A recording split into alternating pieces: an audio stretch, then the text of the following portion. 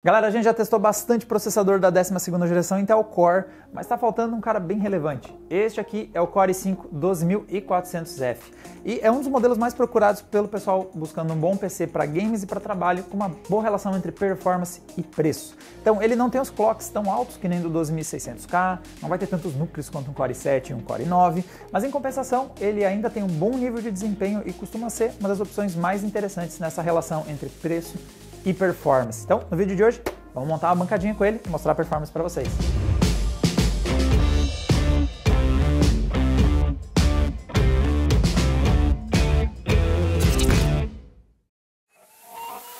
SSD Kingston NV1. Acelere o seu PC com esse armazenamento super rápido em NVMe, com velocidades até 4 vezes mais rápidas que um SSD SATA e capacidade de armazenamento de até 2 TB. Tudo em um formato mais compacto, fácil de ser instalado até mesmo em um notebook. Mais detalhes no link na descrição do vídeo. Bom, pro teste de hoje, galera, vou montar a bancadinha aqui, comentar um pouco das especificações e, na real, eu vou fazer dois experimentos em um. Eu vou aproveitar a viagem, porque para os nossos testes de hoje eu vou usar a seguinte mainboard. Eu vou usar este carinha aqui. Essa é uma Asus Prime H610M. O final D4 indica que ela é uma plataforma para DDR4. A Asus tem usado esse finalzinho com D4.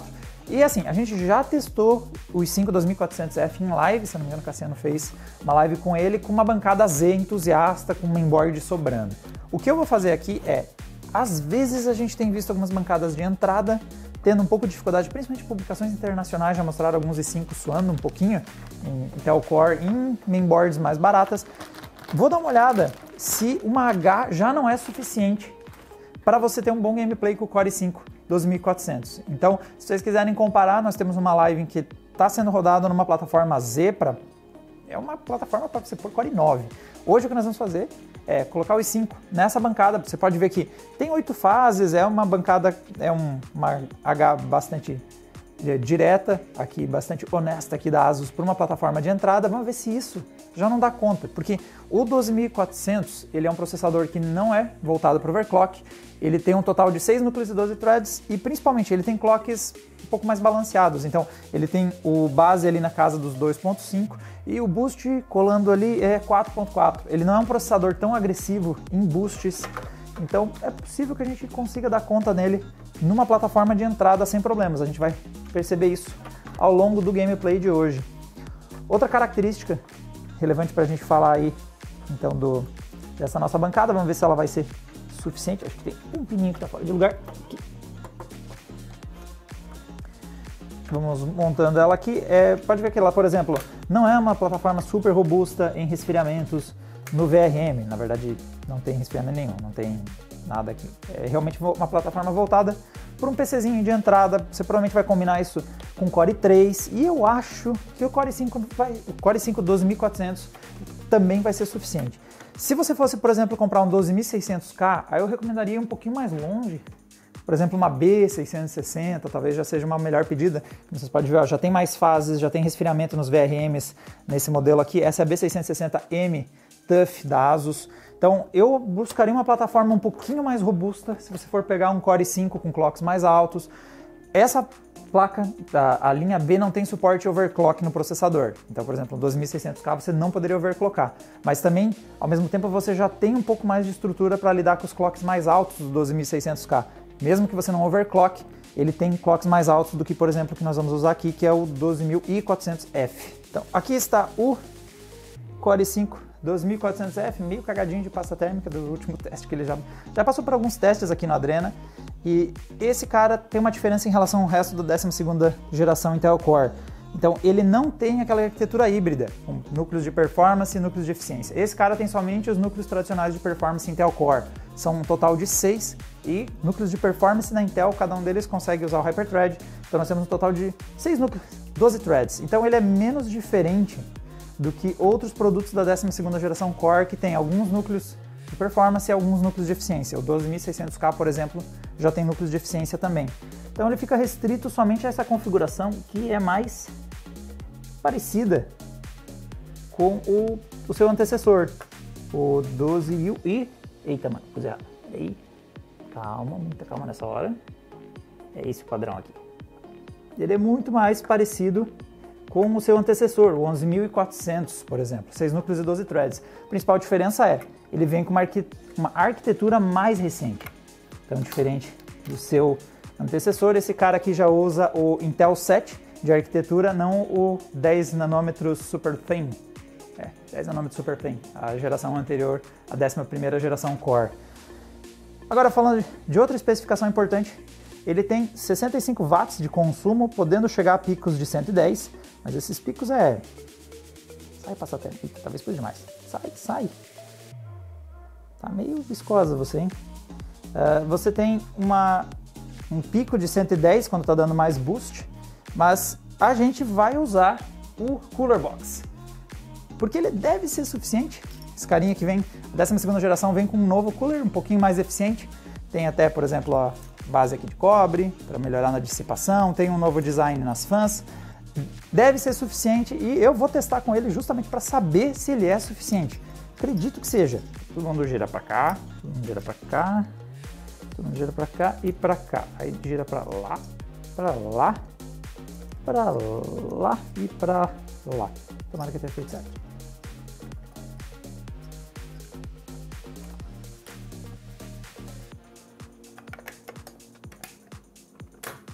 Nossa senhora, e barulhinho.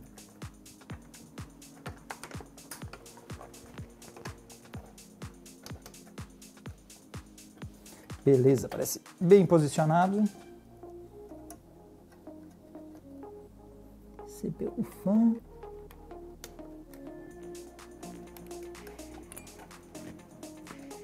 Tô tentando fazer ficar esse cabo bonito. Tá, fica aí, tá bonito bastante. Para fechar as nossas configurações principais, então, nós vamos com duas memórias DDR4. Esse aqui é um kit da Kingston Fury. Esse é o Kingston Fury Beast. Memórias de 3.200 MHz DDR4. E aqui vem um ponto importante. Você pode fazer a plataforma com DDR5, DDR4. A gente está fazendo uma vibe aqui mais custo-benefício. DDR4 ainda é a opção mais acessível para você montar o seu computador. Nós vamos com 2 módulos desses. E como é uma plataforma H, a gente não tem suporte a overclock das memórias. Então nós vamos trabalhar dentro da especificação de fábrica, que são os 3.200 na 12ª geração Intel Core, que vai ser bom bastante, eu acredito. É uma boa relação entre performance e custo, as memórias 3.200, então vai ser o mais indicado para esse cenário. E por fim, nossa placa de vídeo. É o único momento em que a gente não vai para o custo-benefício, porque a gente vai com a 3080 Ti, que definitivamente não é a bancada custo-benefício que a galera está procurando, mas o nosso objetivo aqui é o seguinte: o máximo de performance na placa de vídeo para que ela empurre o máximo de quadros. Então quando a gente vê a taxa de quadros ao longo do nosso gameplay, a gente sabe que quem está parando a performance é o i5. E aí você consegue saber se ele atinge a taxa de quadros que você quer, se ele vai aguentar o gameplay a 140, 100, 200 frames. Você sabe que não é a nossa placa de vídeo que está parando a performance. Você tem a certeza de que é o nível de performance que você pode esperar do Core i5. E aí depois você vê até onde vai a sua carteira, principalmente quando for colocar uma placa de vídeo junto com esse sim, que for fazer o seu PC Gamer em casa. E aí é só achar aquele adaptador daí. Enfiei em algum lugar o adaptador da placa de vídeo, conectar os últimos cabos e estamos prontos para os testes.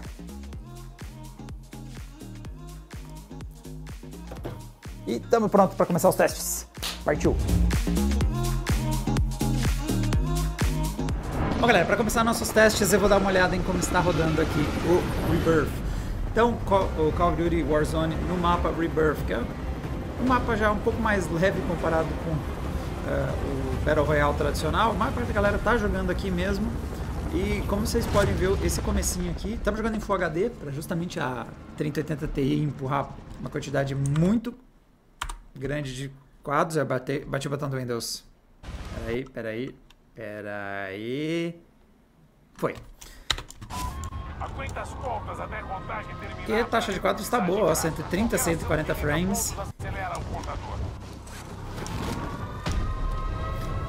Detalhe relevante, ó, tô vendo que ele tá, mesmo nós usando aí uma H, ele tá se comportando, por enquanto, parecido com o que a gente viu se comportando com o teste que foi feito com a Z. Então, se você assistiu o gameplay ali que o Cassiano e a Saori fizeram, ele tava rodando ali na faixa de uns quase 4 GHz de forma estável e tá fazendo isso de novo. Tá aparentemente se mantendo aí conjunto de consumo de uns 40, 50 watts e entregando... Au, au, au, não, não. Ih, dancei. Dancei cedo.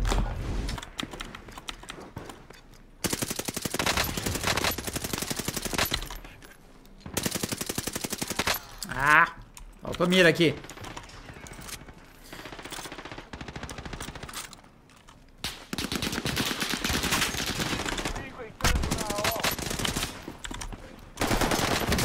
Ah, pega essa. Como é que bate? Qual que é o botão que bate? Apertei todos os botões juntos e matei. Cara, tá bem bom, tá bem estável, principalmente. Mas veio buscar outras coisas, deu ruim. Tá mantendo 4 GHz praticamente fixo. O consumo tá na casa dos 46, 48. Tá parecido com a quantidade de energia que estava sendo entregue ali com uma placa Z no gameplay. Mas principalmente tá bem bom o gameplay, tá bem estável. Segundo check agora, vou dar uma olhadinha no mapa do Battle Royale, né? Um mapinha um pouco maior. Também vou aproveitar pra esperar um pouquinho mais e ver como é que os VRMs vão se comportar. Continuamos tendo um funcionamento tranquilo em 44, 45 watts e as frequências parecem firmes ali nos 4 GHz. Vamos ver depois de um tempinho como é que fica. Meu paraquedas não tá abrindo? What? Eita, morri. Eita, vamos morrer.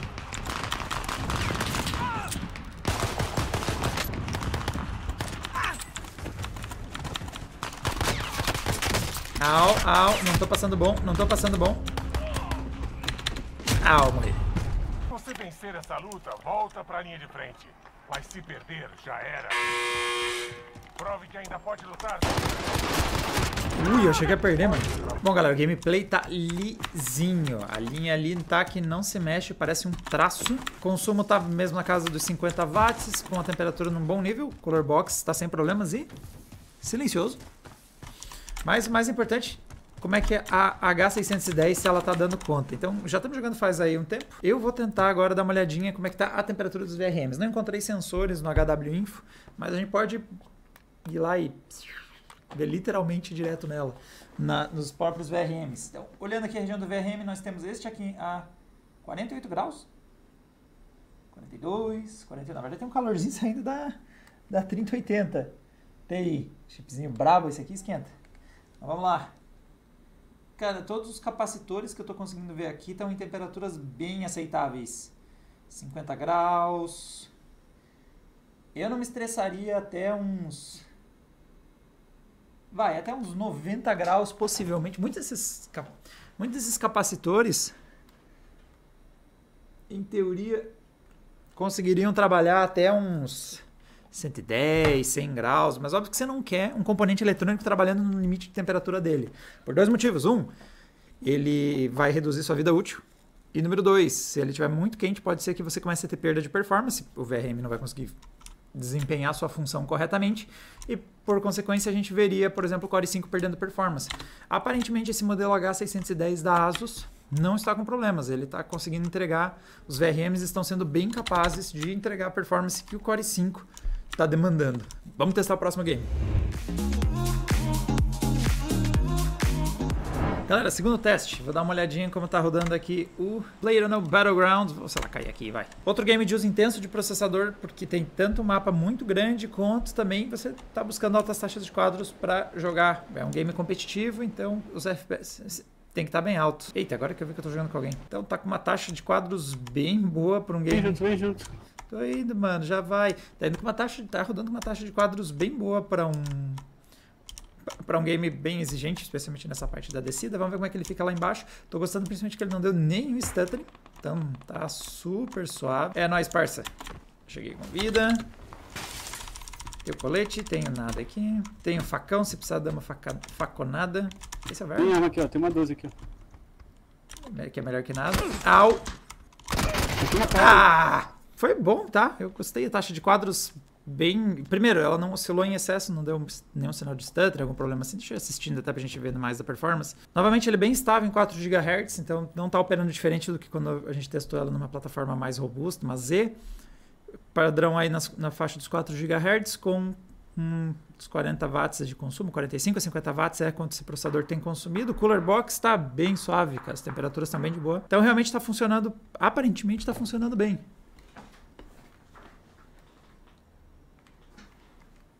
Em 50 graus a gente está pegando os VRMs, tá suave. Até agora, tranquilo. Próximo game. Galera, próxima rodada de testes. Vou dar uma olhada em como o nosso sistema vai se sair rodando Rainbow Six Siege. É outro game, agora com mapa bem menor, mas com bastante foco na taxa de quadros, né? É um game competitivo, então você quer ele rodando em altas taxas de quadro para aumentar as chances de você reagir a tempo a ataques de inimigos, esse tipo de coisa. Vem vindo, mano. Vem.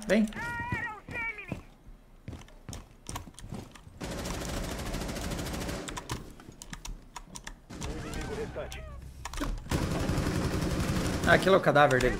Eu tirei no corpo achando que era ainda alguém em pé. Bom, tá suave. Tá rodando a 300 frames muito do tempo. Mais de 200 frames a maior parte do tempo. Tá mantendo os 4 GHz estáveis. E eu já tô jogando um bom tempo e aparentemente... agora os VRMs estão na casa de 54 graus. Acredito que a gente, pelo menos para quem tá pensando em jogar, tá parecendo que não tem muito por que se preocupar. Essa H610 da ASUS tá segurando legal. Mais um cenário de desafio para o processador. Agora a gente está jogando... Caramba, o cara passou por mim, maior estilo... Ó, cena de luta de anime. Jojo, pose, pose, pose. Jojo, pose, pose. Eu não sei o que ele tá fazendo, sinceramente. Eu não sei se essa é a ferramenta correta para... Que tipo... É tipo uma... Você vai fazer uma horta? Bom, sei lá, não entendo de hortas também. Este aqui, Red Dead Redemption, é um game bem interessante pra gente testar o processador, porque diferente dos outros que a gente veio testando até agora, que eram FPS focado em taxas de quadro e competitivos, esse é um jogo que tem modo online, mas também tem modo história. E o interessante aqui é uma cidade complexa. Então, St. Denis é a maior cidade do jogo e ela é bem difícil de ser lidada pelo processador, rodando sem nenhum problema. Algo interessante de ver também o quanto é estressante para o processador esse trecho, é a primeira vez que a gente vê um consumo mais estável na faixa dos 55. A gente viu Warzone, a gente viu os outros games ali oscilando 45, 50, 55. Ele cravou 55, mostrando o quanto dá trabalho para um processador rodar Red Dead 2. E nós temos uma taxa de quadros, novamente, mantém 4 GHz de frequência bem estável. A gente tá, agora a temperatura chegou num patamar um pouco mais alto. É realmente o teste. Está visível que esse está sendo o teste mais difícil para o processador até o momento. Maior consumo de energia, temperatura mais alta, mas ainda assim, Cooler Box dando pouco barulho e mantendo a performance em um patamar bem estável. E detalhe, né? Mais de 100 frames. Bem mais do que se você fosse travar 60, por exemplo. Ele praticamente serve aí para você jogar num monitor de 120 Hz, ainda daí você estaria aproveitando muito bem esse monitor, porque ele está rodando numa taxa acima dos 100 quadros.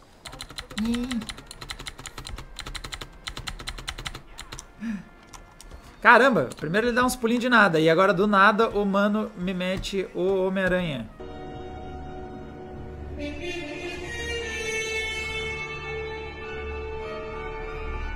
Deixa eu aproveitar agora e dar uma olhadinha nas temperaturas de novo. É, 50, 56, tá bem de boa, tá bem perceptível que, até pela performance que está sendo entregue. Aqui um detalhe aqui, num gabinete com boa circulação de ar, a gente teria potencialmente um aquecimento menor dos VRMs, afinal um bom airflow ia ajudar nisso, mas o próprio Cooler Box da Intel, querendo ou não, projeta ar, cria um airflow nos VRMs, quando ele joga ar para baixo ali para arrefecer o aquecimento do... para baixo? É para baixo, ó. Você, quando coloca a mão pelas laterais, eu consigo o airflow, sentir o airflow que está circulando em torno dos VRMs. É por isso que às vezes que um cooler a ar, por exemplo, o Cooler Box da Intel acaba sendo melhor para os VRMs do que, por exemplo, um Liquid Cooling, porque o Liquid Cooling não cria airflow, não cria esse fluxo de ar na região dos VRMs e às vezes acaba ajudando. O Cooler Box da Intel acaba ajudando no arrefecimento dos VRMs, ajuda aí a reduzir um pouco as temperaturas. Falando em temperaturas, ó, primeira vez que nós vamos se aproximar dos 70 graus. Mas ainda assim, é uma temperatura muito aceitável para um processador que tem o seu limite térmico lá na casa dos 100 graus. Então a gente está vários graus nos separando disso ser um problema de aquecimento. Partiu para o próximo game.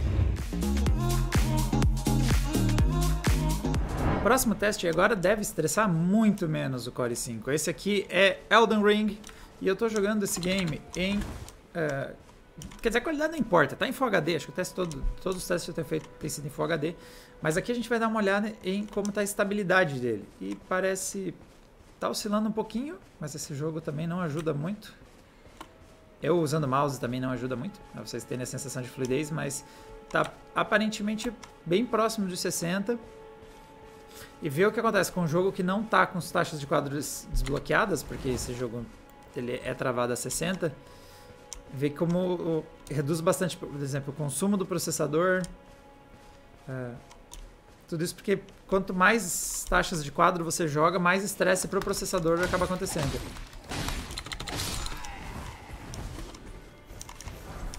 Eu gostaria que tivesse um pouquinho mais lisinho o game, mas infelizmente o Elden Ring ainda não é um jogo 100% redondo no PC. O frame time dá umas balançadas ali sem necessidade nenhuma. Tô com hardware que excede em muito as necessidades para rodar o game.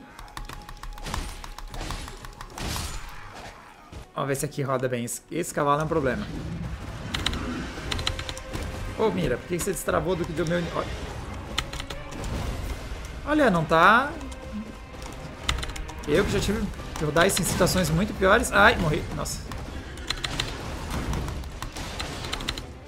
Eu não sei onde é que cura no teclado.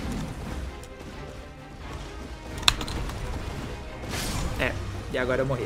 Rodou relativamente firme. Essa boss fight, principalmente nos primeiros estágios do Elden Ring, era um pé no saco, dava stuttering pra dar com pau. Até que rodou bem aceitável, eu achei. Não é um jogo que nem vou me dar o trabalho de ver os VRMs, porque esse foi muito fácil, esse 5. A gente nem dificultou.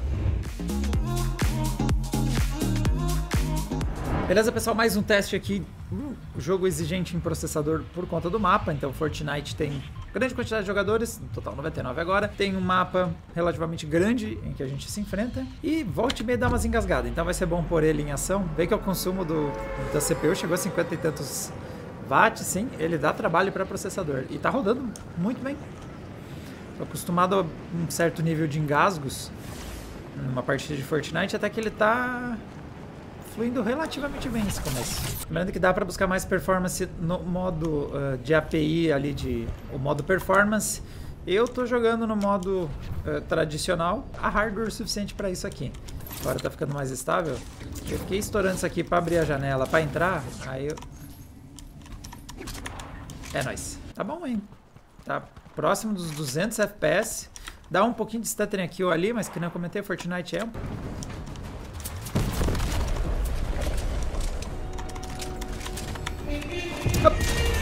Sai, Miranha! Ah, Miranha! Então, tá indo bem. Só que, como vocês podem ver, em jogos a gente não tá tendo problema nenhum. Então, aqui ó, o consumo tá... Ele tá conseguindo manter sempre os 4 GHz. Agora, se eu dou uma olhada aqui em temperaturas, tá na faixa dos 40. Deixa eu até, na verdade, mostrar pra vocês. Aqui, com a nossa câmera térmica. Olha como a região dos VRMs tá com uma temperatura aí na faixa dos 50...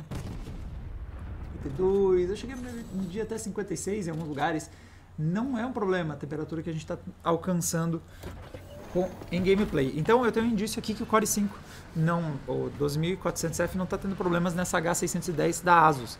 Vou por um outro cenário aqui para a gente tentar estressar um pouquinho mais. Então vamos por um cenário de gameplay.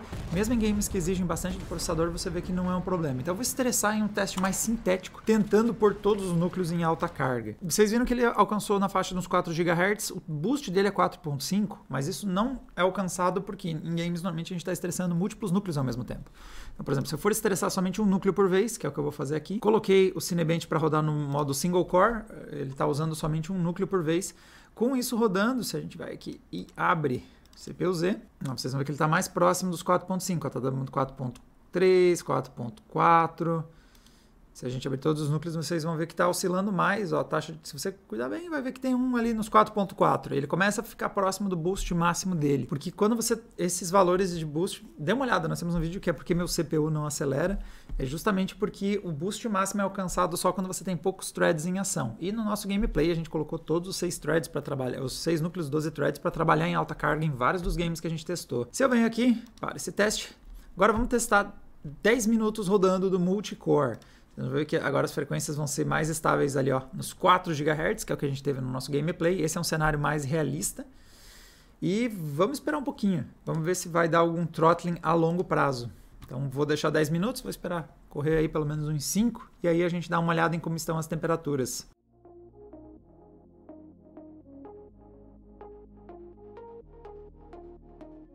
Ok, já está passando aí de 5 minutos que a gente está com o uso constante de 100% de todos os núcleos, está firme e forte nos 4 GHz. A H610 está conseguindo manter a frequência nesse patamar em alta carga, como a gente viu no gameplay, aqui também. E olhando a questão das temperaturas também, parece que está tudo em ordem. Então, ó, agora a gente está tendo um aquecimento um pouquinho mais alto. Aqui, ó, na parte de alimentação de energia, estabilidade, a gente chega até uns componentes próximos de 60, 70, mas vê que o nível de aquecimento está, como eu disse, bem aceitável. A gente não está vendo nenhum valor muito assustador. Aparentemente nós temos o sistema, o aquecimento nessa região não demandaria, por exemplo, um resfriamento, sei lá, a gente tem que pôr alguma coisa. Se você quisesse manter temperaturas mais baixas, daria para pôr ali alguma coisa para você fazer a dissipação de calor, ou uma fan circulando ar nessa direção, ou colocando mesmo aqueles thermal pads e aquelas estruturas para dissipação de calor passiva, mas, como eu disse, são temperaturas que estão sob controle. O Core 5 parece estar trabalhando em sua carga máxima, sem sinais de que a mainboard está impedindo ele de funcionar com o seu máximo de desempenho. É toda H610 que eu recomendo você pôr num Core 5? Não necessariamente. Então nós temos aqui o modelo Prime da Asus, que tem um bom nível, apesar de ser um modelo de entrada da empresa, está entregando então um bom nível de alimentação, fases, VRM e tudo mais. Agora, algum modelo um pouco mais básico, talvez uma placa-mãe de menor qualidade com chipset H610, pode ser que não tenha a mesma quantidade pode não entregar o mesmo nível de desempenho que está entregando essa H610 da Asus, mas acredito que marcas mais consolidadas no mercado vão entregar um nível básico de qualidade que vai atender um Core 5 12400F, porque ele é um processador bastante básico. Se você vai pegar, por exemplo, um 12600K, aí eu já recomendo dar uma caprichada melhor na mainboard, porque esse é um processador que, mesmo que você não vá overclockar, já vai operar em frequências mais altas. Então, como vocês estão vendo aqui em alta carga, esse processador está 4 GHz, nós vamos ver um 2600K se aproximando mais da casa dos 5 GHz, já estressa mais a parte já é mais exigente na parte de alimentação, de fases, de estabilidade, de energia e tudo mais. Então, aí eu recomendo, se você for pegar um Core 5 da linha K com frequências mais altas que o 12400F, investir um pouquinho mais na mainboard pode ser uma boa pedida. Não necessariamente o chipset é o que importa aqui, né? Mas é mais uma questão de ter mais fases de alimentação, ter uma estrutura de resfriamento ali, ter arrefecimento de calor nos VRMs, tudo isso pode contribuir. E isso aqui é só um tira-gosto, galera, porque a gente está rodando muitos testes de performance com várias mainboards e vários processadores. Então, aqui já nos deu uma ideia da performance do 2400F. É um processador que entrega um desempenho excelente. Para quem não quer gastar muito, não quer economizar tanto também e ir com o Core 3, o 12100, a gente já testou ele aqui, ele entrega bom desempenho em todos os games, mas para quem quer um processador que tem um pouco mais de núcleos, um pouco mais de threads, para conseguir fazer algo, por exemplo, jogar e streamar, ou vai fazer renderização de vídeos, vai trabalhar com aplicações que fazem bom uso de mais núcleos, esse aqui é um balanço bem interessante entre nível de performance e também mais núcleos, mais threads. Pode estar aí o bom meio do caminho entre ir com o i3 e ir com o Core 7 da vida. O 2400 é um processador bem equilibrado com um custo-benefício interessante. E para quem quiser ver mais sobre esse balanço entre processadores e chipsets, a gente está trabalhando num artigo que em breve deve ir no Adrenaline e também aqui no canal do YouTube, em que a gente vai comparar muitos modelos de chipsets combinado com diferentes processadores para a gente ver em que momento você pode ter um impacto negativo da sua mainboard ou se é que isso nem acontece.